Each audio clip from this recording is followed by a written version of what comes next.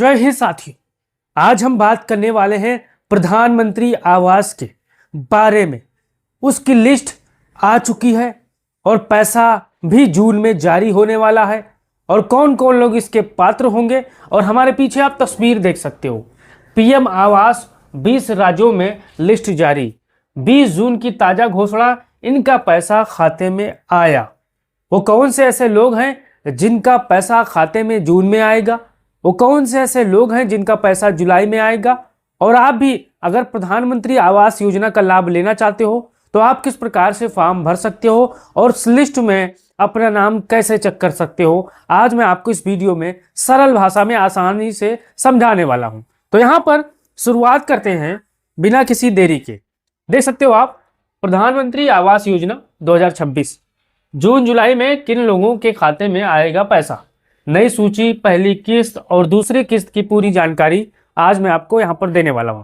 अगर आप ये वीडियो फेसबुक पर देख रहे हो तो आप बताओ कि आप प्रधानमंत्री आवास का फॉर्म भरे थे या आपका आवास रिजेक्ट हो गया है, या आपका पहला किस्त आई है या दूसरा किस्त नहीं आई है, दूसरी आई है तो तीसरी नहीं आई है। अगर आपका कोई समस्या हुआ हो तो बताइएगा साथियों।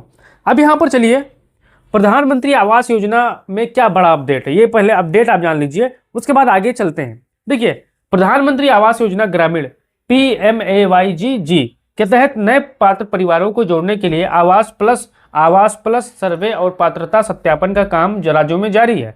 ग्राम सभाओं के माध्यम से पात्र लाभार्थियों की सूची तैयार की जा रही है और नई स्वीकृति पर काम चल रही है। तो यहाँ पर प्रधानमंत्री आवास के लिए एक ऐसी कॉलम को बढ़ाया गया है जिसका नाम है आवास प्लस। अब इससे क्या फायदा होगा मैं आपको आगे बताने वाला हूँ। अब यहाँ पर देखिए, जून 2026 में यानी इसी महीने में किन लोगों के खाते में पैसा आने की संभावना है। अब ये भी आप सरल भाषा में जान लीजिए ताकि आप समझ सकोगे कि हाँ, किसका पैसा आएगा और किसका पैसा रुक सकता है। तो यहाँ पर भाइयों, निम्न श्रेणी के लाभार्थियों के भुगतान जारी होने की संभावना सबसे अधिक रहती है। किन लोगों का भुगतान यानी खाते में पैसा आने की संभावनाएं सबसे ज्यादा रहती है। देखा, जिनका नाम स्वीकृत लाभार्थी सूची में आ चुकी है, अब जिनकी पहली किस्त जारी हो चुकी है और निर्माण कार्य निर्धारित स्तर पर पहुंच चुका है, जिनका FTO fund transfer order generate हो चुका है, जिनका खाता आधार से लिंक है और जिनकी भौतिक सत्यापन पूरी हो चुकी है। ये वो 5 कैटेगरी के लोग हैं जिनका पैसा जून में आएगा। और यहाँ पर हमारे जितने भी साथी हों, अगर आपका नाम लिस्ट में नहीं है तो आपको कैसे वहाँ पर दोबारा रिप्लाई करना है और कैसे कौन कौन सी चीज़ें आगे बढ़ना है मैं आपको बताने वाला हूँ। अब यहाँ पर देखिए, उत्तर प्रदेश में जून जुलाई 2026 में पैसा कब आ सकता है ये भी जान लीजिए।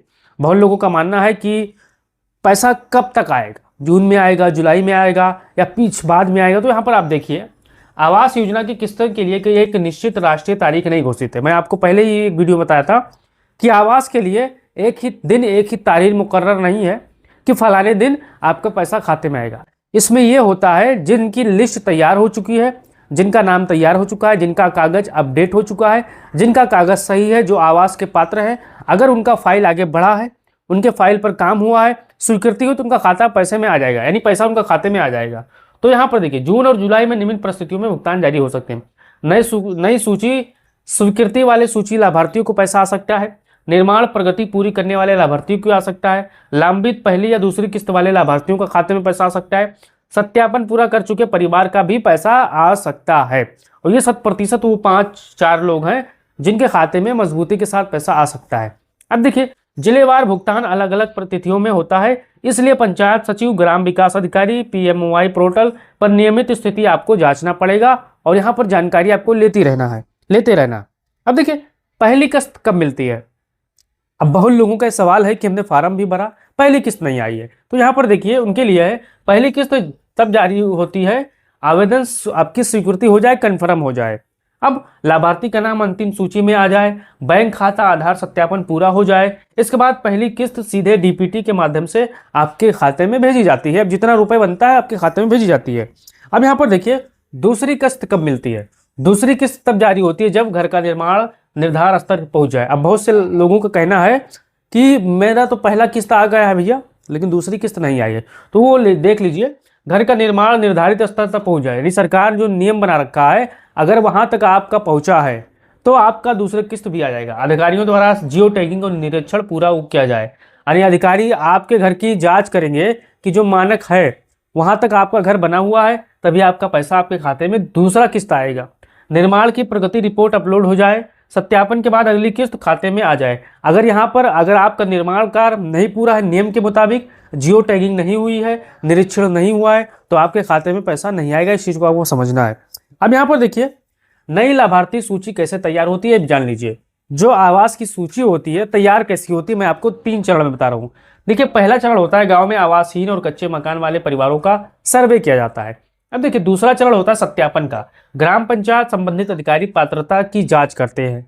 और तीसरा चरण होता है ग्राम सभा अनुमोदन, ग्राम सभा में सूची प्रस्तुत की जाती है। और चौथा चरण होता है अंतिम सूची, स्वीकृत नामों को अंतिम लाभार्थी सूची में शामिल किया जाता है। ये 4 तरह की सर्वे होते हैं जिसमें पहला, दूसरा, तीसरा और चौथा तरह के लोग होते हैं और यहाँ पर बारी बारी से काम होता है।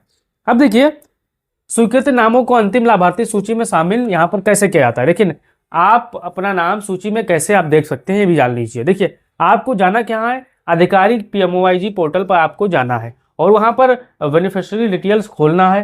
राज्य, जिला, ब्लॉक और ग्राम पंचायत आपको चुनना है। लाभार्थी आपको सूची देखना है। भुगतान और किस्त की स्थिति भी आप वहाँ से जांच सकते हो या आप CSC केंद्र जाकर, जन सेवा केंद्र जाकर वहाँ से आप पता कर सकते हो। अब यहाँ पर देखिए पैसा रुकने के मुख्य कारण, बहुत से लोगों का पैसा रुक जाता है, कमेंट बॉक्स में आते हैं कि भैया हमारा पैसा रुक गया है, अब करें क्या। तो देखो वो गलती क्या करते हैं। देखिए आधार और बैंक खाते का लिंक ना होना, गलत बैंक खाता आपने दे दिया है, FTO लंबित होना, निर्माण कार्य पूरा ना होना, जियो टैगिंग ना होना और सत्यापन लंबित ना होना, ये वो कारण हैं, प्रमुख कारण हैं जो लाखों करोड़ों लोगों का पैसा रुक जाता है।